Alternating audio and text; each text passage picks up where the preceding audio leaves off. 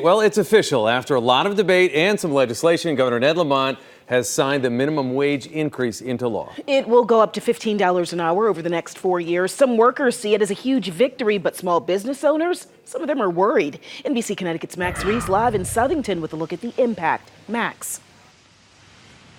Yeah, Keisha, Mike, I'm standing here in Southington in front of one of the many fast food restaurants in this area. A lot of those fast food restaurants, of course, depend on Connecticut customers in this state and across the country for tens of millions of revenue, even beyond that. But they also employ lots of low-wage workers, and we spoke with some of them today who say they are very excited about the prospect of a raise. People nowadays in our community, we owe bills.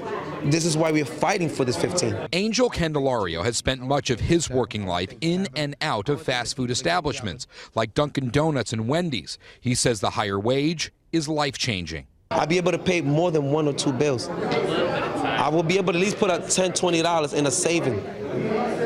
That's what I'll open up the mental horizon, knowing that you could save something for another day. Governor Ned Lamont delivered on this campaign promise.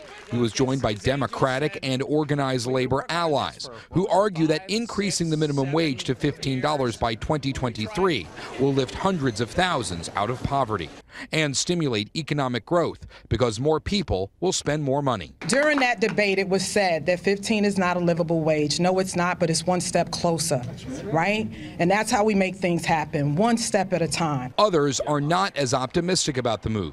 Quasi Amusement Park's George Francis says he knows he will have to cut back on hiring and delay improvements due to mandated higher wages. They put a shot across the bow that Connecticut's government isn't business friendly. And so, yeah, we're a little discouraged by a lot of the legislation that's been passed. More businesses, not just the huge chains like McDonald's or Taco Bell, are talking about automation, adding that as a way to mitigate the issues with raising the minimum wage. We'll have much more detail on that coming up at 6. Reporting live in Southington, Max Reese, NBC Connecticut News.